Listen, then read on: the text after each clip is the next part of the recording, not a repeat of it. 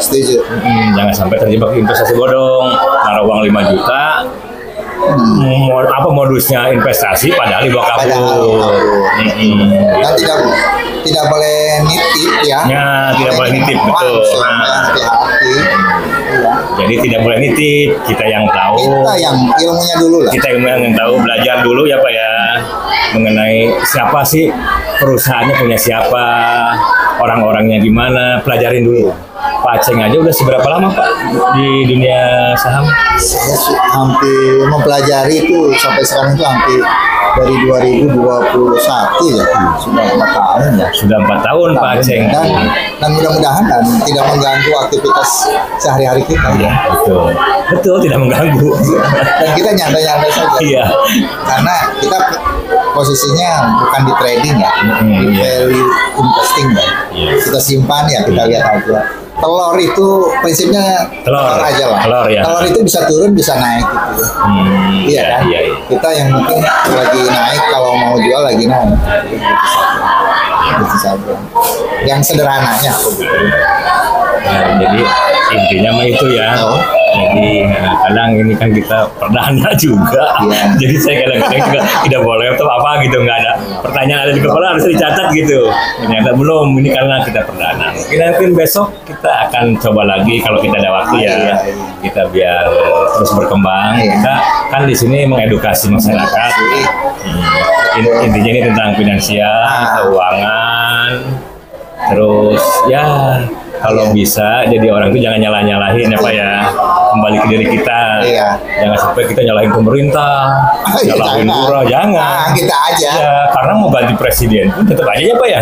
Kita yang ngasih makan kan kita bukan orang lain ya. Betul. Gitu. Jadi gitu. Ini sebagai informasi aja hari ini.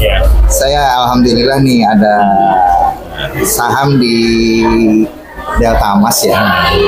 Di Delta Mas bisa di ke kalayaran iya. Itu nanti kita alhamdulillah nih hari ini kebetulan ada RUPS ya. Nah, saya sudah lama megang itu, kemarin masih negatif dan ternyata hari ini mulai naik ya. Sebetulnya agak gembira juga. Iya, betul. Tapi karena saya tipenya value investing, saya tidak ambil, biarin aja. Udah 5% biarin aja gitu ya. Cuman gini Pak, harus jelasin nih, RUPS itu apa? Karena mereka mungkin penonton belum tahu. RUPS itu apa Pak? Ya, dari kalau kita memegang, maaf saya menyebutkan namanya. Boleh. Memang betul hari ini sudah ada RUPS, Rapat Umum Pemegang Saham. Rapat Umum Pemegang Saham. Rapat Umum Pemegang Saham. Khusus emiten Delta Mas. Ya. Begitu ada RUPS dengan harapan akan ada dividen, rupanya kemudian tercover jadi naik juga gitu ya. Dan ini naik nih. Nah, berapa persen tuh Pak kira-kira? Sekarang jadi dari awalnya memerah, sekarang udah mulai menghijau, udah ke 5%. Alhamdulillah kan. Seperti itu. Ya. Jadi Pak, enggak Pak. Ngobrol nih Pak. Ngobrol. Ya, jadi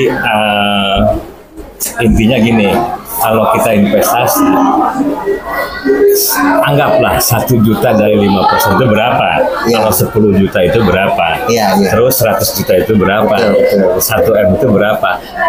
10%-nya ya Pak ya? Nah, jadi investasi itu begitu, semakin uang kita besar, diinvestasikan, 10% lagi alhamdulillah cukup buat makan mah.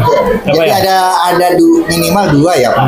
Yang satu ada, kalau di saham itu ada namanya dividen, ada capital gain-nya. Kalau yang tadi saya cerita itu dengan naiknya 5% itu, ya itu capital gain. Tapi kalau setelah RUPS ini mau dapat dividen. Nah, itu coba dijelaskan dulu Pak, capital gain itu apa?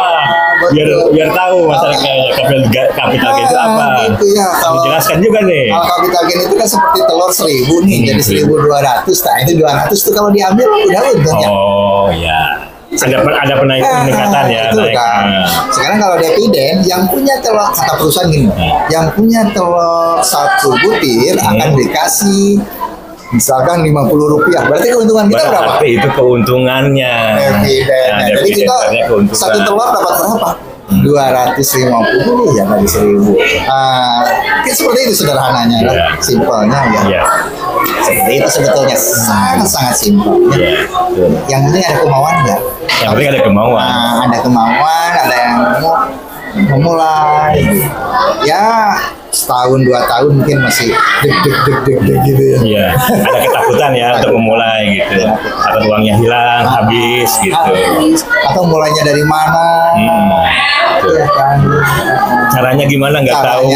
Mungkin caranya suatu saat mungkin nanti kita kalau ada mau ini berikutnya ya. Kita buat ke situ aja deh. Ya, caranya Pak gimana sih, saya pengen tapi saya nggak bisa.